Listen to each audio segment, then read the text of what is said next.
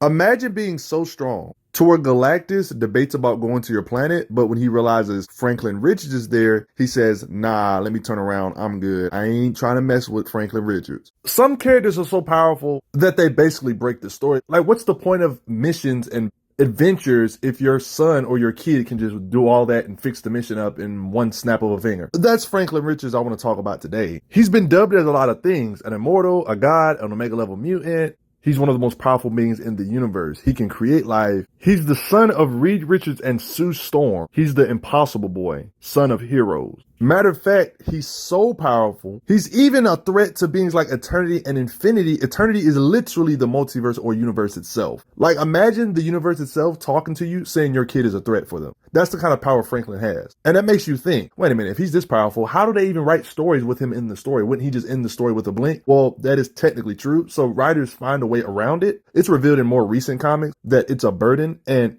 he actually limits himself, and he probably just wants to be a kid too. We know the real reason as readers that the reason why he can't be at full power all the time is because he would break stories and the adventures would be pointless. He could just end it all. So in order for people to even have stories or even comics to be interesting, he doesn't let himself have powers. He hides them from everybody, even himself. He made it to where nobody knows he got powers. And then once a year, he wakes up, remembers everything. He looks around with his full power, unlimited reality warping set. He has reality warping powers just for those that needed to actually see the visuals of that. He has self-imposed mental blocks to where he won't remember anything until next year. Even in older comics, it's talking about how he weakens himself. Imagine limiting yourself, and then when something happens to where your dampeners don't work no more and you're not limiting yourself, your power just keeps on growing. It's stated over and over again that his power just keeps growing when these dampeners aren't restraining his might. Like, there's so many occasions where he has to weaken himself, get armor from other beings to help him control his power better. His armor he can put it in a pocket dimension with a press of a button. Honestly, this armor in this particular situation is talked about. This is the only thing keeping his power in check.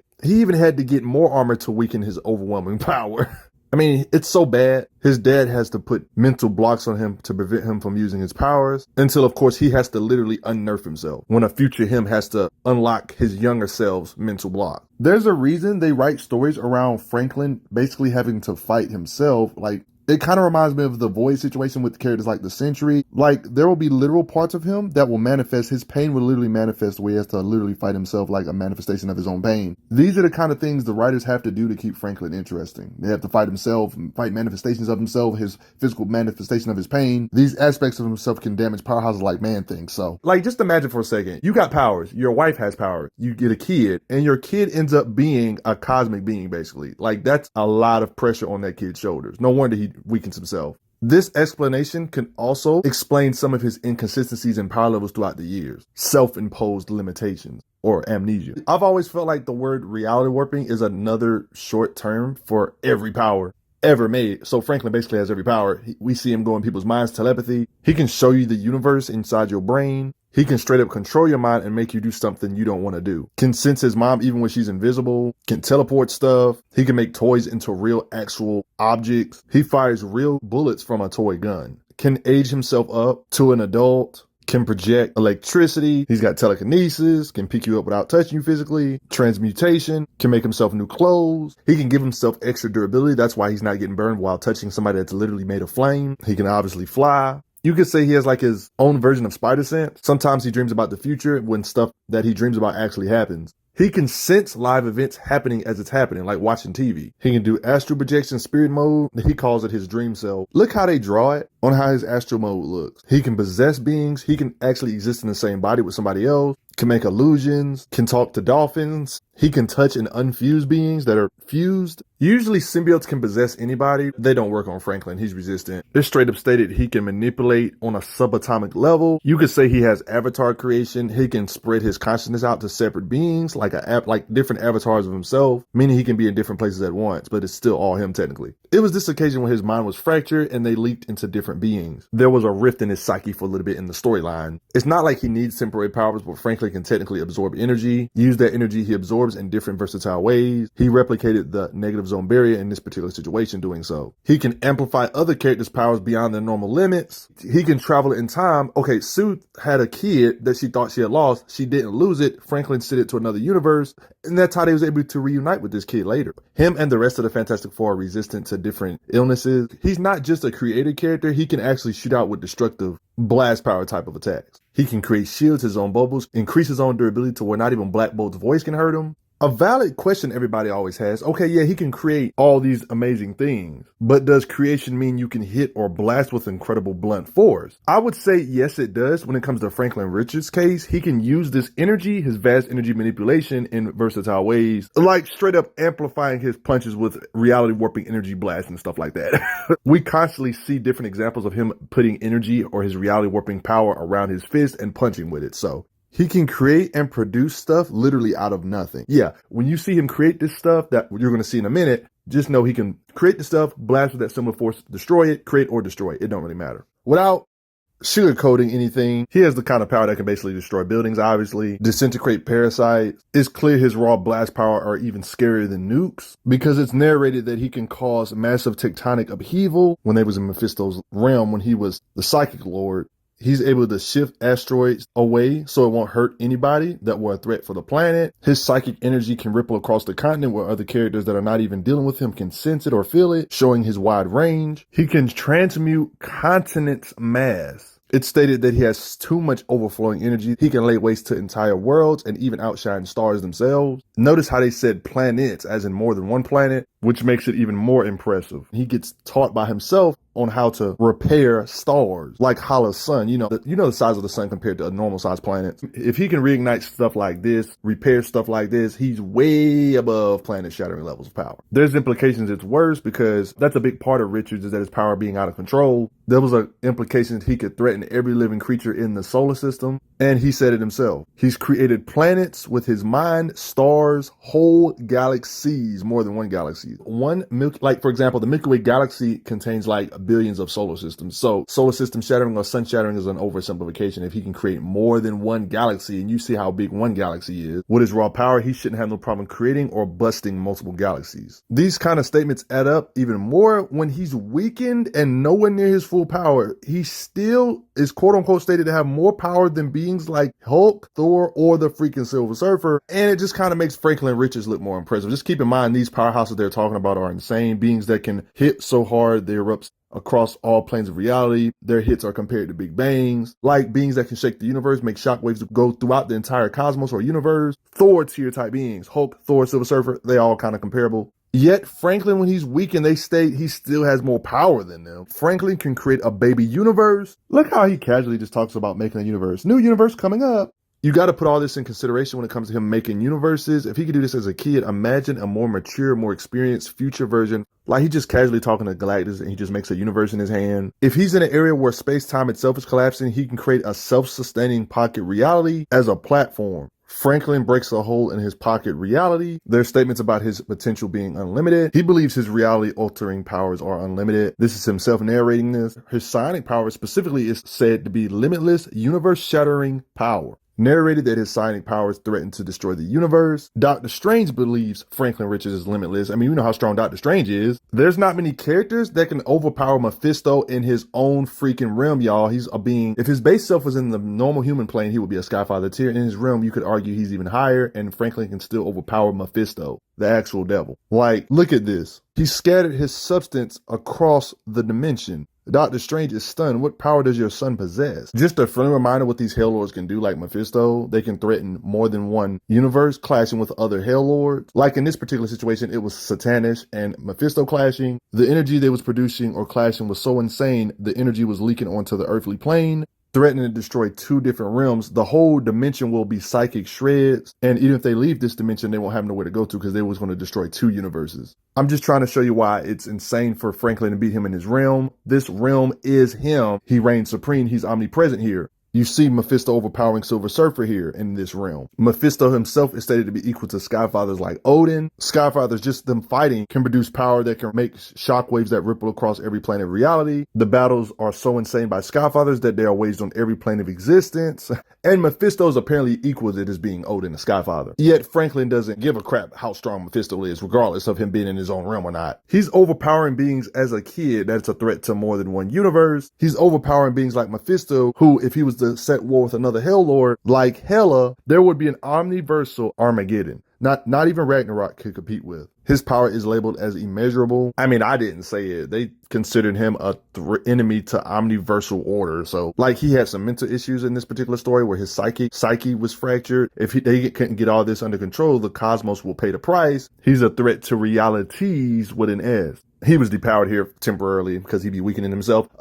He stated he could create whole universes, more than one. It's stated by Reed, one of the smartest people in Marvel, that the universe, like stars, galaxies, endless amount of stuff like that, are just toys to him. So he's above it. You could say he's bigger than those things. And then they end up doing more tests. Like, Reed even finds out that his power is scarier than he originally thought. It's stated when he's not dampened up with psychic dampeners, he could become the most destructive force the universe has ever seen. There's statements saying in order for this universe to survive, he must be removed from the timeline. Franklin can tap into the primal forces of the universe, and with them, he can do just about anything. Him battling with superpowered beings I haven't even really went over, like the Celestials in this video yet, just them battling can rewrite the future. It was stated that his power to create realities is boundless. This is coming from a being like Galactus. Speaking of Galactus, he believes that he's the most powerful mutant ever born. Celestial beings, they call him beyond Omega classification. Beings that just tap into Franklin Rich's power are dubbed as omnipotent. You know, take that with a grain of salt, but that lets you know how crazy Franklin Richards is.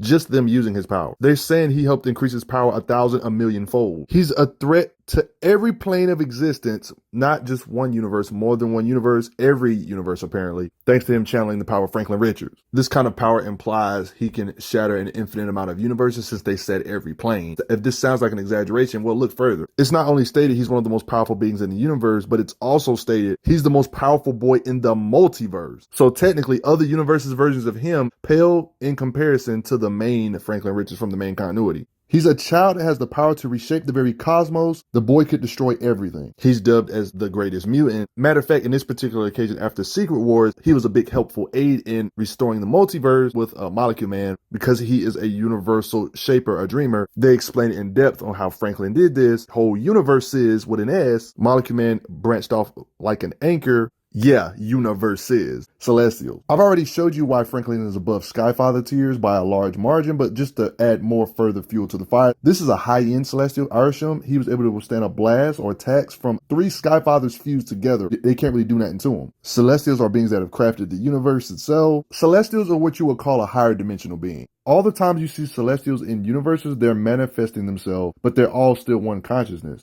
They're all one being. They exist as aspects of one being linked across all the multiverse simultaneously. And these are the beings that look at Franklin Richards as a threat, y'all. Do y'all understand that? They look at Franklin like danger, doom, anomaly. Look at this. They call him beyond Omega classification, danger, threat. Celestials are saying this about him. Celestials are beings that created the multiverse itself. People here call him an Omega level mutant with abilities that equal to Celestials. Similar statements like this saying he's equal or he can stand equal with the Celestials here. Capable of challenging the might of the Celestials. The Celestials even see it. It's not just other people stating he's up there with Celestials. It's actually seen by the Celestials like that too. They wanted to teach him to test him.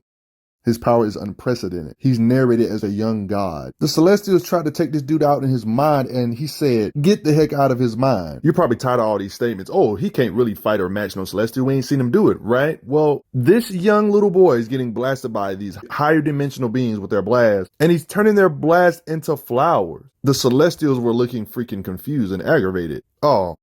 How powerful do you gotta be when there's like multiple Celestials trying to team up on you? That's how crazy adult Franklin Richards is. Like, he's actually boxing with Celestials and punches one of their heads off. He flew into this Celestial and blew him up from the inside. Look at all this damage he can take from these cosmic beings. He teleported like more than one Celestial into a local gas giant. No wonder it's always hinted at that Franklin Richards and Galactus are going to be the only ones left to the end of time. I find it interesting that they say he's equal to Celestials, but yo, he's giving Celestials the hands.